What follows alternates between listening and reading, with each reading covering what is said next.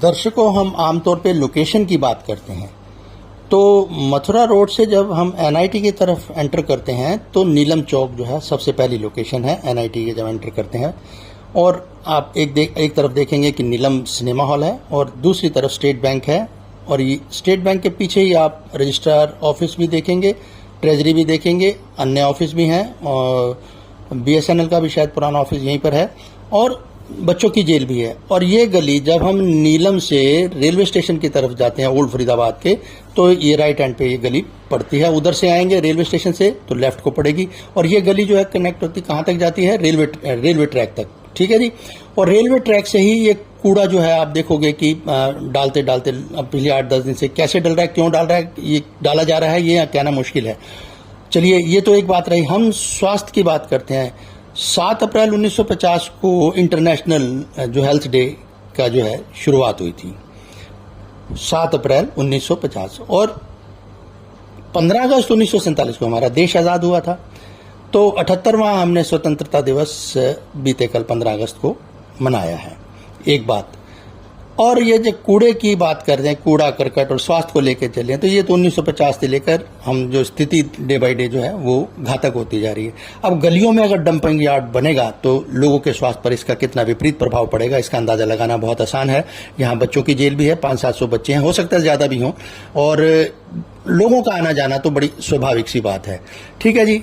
अब चुनाव आने वाले हैं, सबको पता है, और जो नेता लोग हैं बड़े दावे करते हैं, जो जिन्होंने कंटेस्ट करना है वो भी, और जो जिनके पास ताकत है वो भी, वो अपने कामों की जब दुहाई देते हैं तो वो कुछ भी इर्द गिर्द सोचते नहीं अपना कि भी क्या हो रहा है क्या नहीं। लेकिन ठीक है, जो हुआ है वो भी अच्छा है, जो किया जाना चाहिए जरा उस पर भी निगाह सबकी होनी चाहिए। लेकिन ये जन सरोकार का ये मुद्दा है।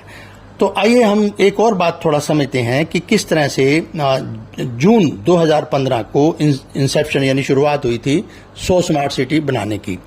इसका कुल बजट था 48,000 करोड़, जिसका 90% लगभग काम जो है वो पूरा हो चुका है। 7,188 प्रोजेक्ट हैं और इन 90 जो जितना काम पूरा हो चुका है उसके ऊपर 1,44,237 जो है करोड़ वो खर्च हो चुका है। ये 2024 को ये है ना कंप्लीट होना था 100 स्मार्ट सिटी का, लेकिन अब ये 1 साल के लिए और एक्सटेंड कर दिया गया है 2025 में, यानी 10 साल जो हो चुके हैं उसके ऊपर 48,000 करोड़ के बजट की घोषणा हुई थी स्मार्ट सिटी की। तो फरीदाबाद की भी जो है अगर उस फहरिस्त में है ये फरीदाबाद भी स्मार्ट सिटी की। अब कितना ये स्मार्ट सिटी अब तक बना है उसकी एक झलक जरा इस डंपिंग यार्ड, गलियों में अगर इस तरह से डंपिंग यार्ड बनेंगे तो स्मार्ट सिटी के जो एक मिशन है या जो है वो कितना प्रभावित होता होगा या हो सकता है, ये जन सरोकार का मुद्दा है। तो ये बात मैं आपसे इन तस्वीरों के माध्यम से आप देखिए, समझिए कि ये कितना उचित है। और अब इलेक्शन आने हैं तो जो लोग कंटेस्ट अब करना चाहते हैं उन्हें भी थोड़ा सा देखना चाहिए कि ये आखिरकार फरीदाबाद की सूरत जो है वो किस तरह है।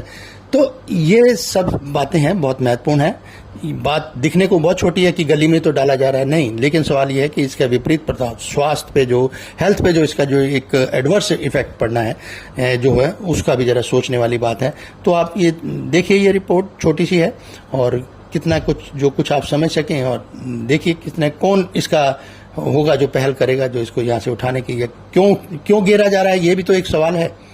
उठ जाएगा बहुत अच्छी बात है, जाना और किया जाएगा, वो तो बहुत कुछ किया जाना है और किया जाएगा भी, लेकिन अब ये जो डला है इसके ऊपर, अब इसकी लोकेशन ये है। आपको बात बताता हूँ कि ये जो मथुरा रोड से जब हम एनआईटी में आते हैं तो नीलम चौक है, नीलम चौक के राइट हैंड पे एसबीआई है और लेफ्ट हैंड पे नीलम सिनेमा है। और जब हम रेलवे स्टेशन की तरफ जाते हैं, राइट हैंड अगर नीलम से हम रेलवे स्टेशन की तरफ जा रहे हैं तो राइट हैंड पे ये गली पड़ती है, और रेलवे स्टेशन से जब इधर आएंगे नीलम की तरफ तो ये लेफ्ट हैंड पे पड़ेगी। और ये जो गली जाके रेलवे ट्रैक पे अटैच करती है और रेलवे ट्रैक से ही ये पीछे ये कूड़ा डाला जा रहा है।